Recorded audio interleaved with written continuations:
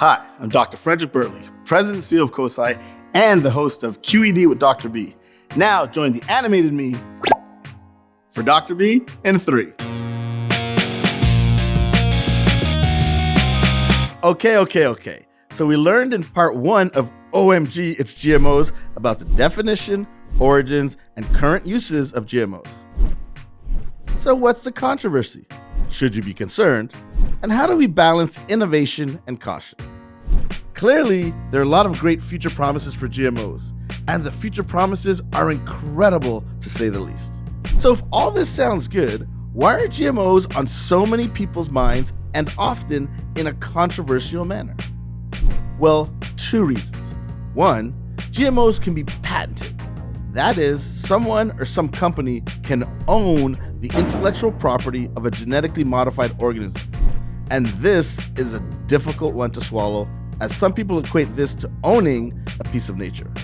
Sure, you modified that gene, but it's still nature, which you did not create from scratch. Related to this is that the ownership of GMOs is not well distributed.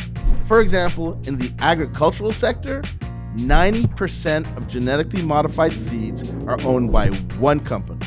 And this is definitely not the best practice for any industry or for society as a whole.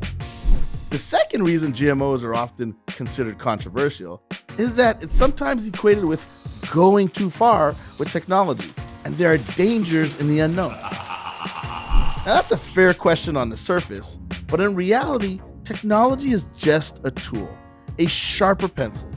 I mean, I can imagine our first ancestors who harnessed fire, the single greatest invention and discovery of humanity, the capacity to control fire and warm us and cook food, thereby extending our lives dramatically. I could just see it now.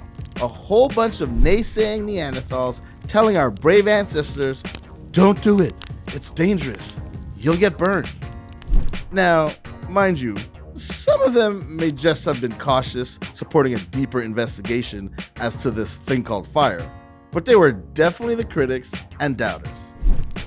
But luckily for us, a subset of our ancestors soldiered on, and voila, we have the control of fire, stoves, HVAC systems, and our backyard grills.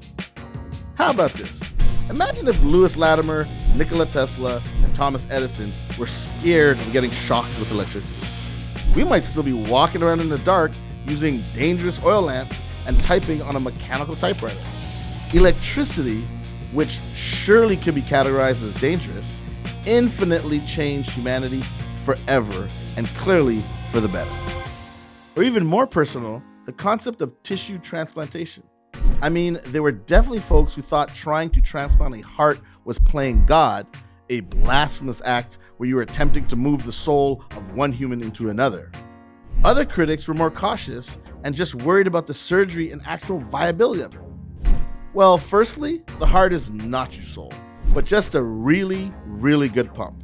And secondly, there are over 5,000 heart transplants done worldwide every year, extending the lives of countless loved ones. Indeed, a pretty cool outcome. GMOs are just another technology, and we as scientists and engineers need to always question, analyze, and take the necessary precautions to ensure safety and security for people and the environment. And we need to be accountable to the public scrutiny of it. But in the end, technology is an invention. And for the most part, it acts just like our own biological catalysts do. That is, to help speed up things and optimize outcomes. I mean, you probably drove to work today. Sure, you could have walked, but we invented transportation. Planes, trains, automobiles, buses, and even bicycles that help us get there faster. The early stewards of these scientific and engineering industries took chances, pushed the envelope, but they did so diligently, patiently, thoroughly, with all the necessary checks and balances to ensure the safety and security of us all, the public. So in short, science and engineering are tools that make things easier, improve the human condition, and ultimately better our lives. And genetically modified organisms? Well, they're as old as dirt, and their collective beneficial impact is already noticed by the entire world, and their future promise for better medicines, increases in food supply, and improved world ecosystems are unassailable. Like everything else with technology, though, we just need to be careful. And that's where the balance of innovation and caution is so important. This includes science literacy, further underscoring why science communication and dialogue are so critical. The Nobel Prize-winning biochemist Jennifer Doudna put it best when she said, "Given how radical the implications of gene editing are for our species and our planet, opening the lines of communication between science and the public has never been more essential than it is now." I cannot agree more with Dr. Doudna. After all, GMOs gave us our favorite pets. And what would our lives be without Snoopy, Fudge, and Clifford?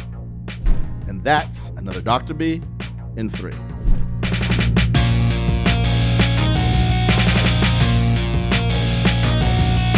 If you like this video, remember to like, subscribe, and comment below.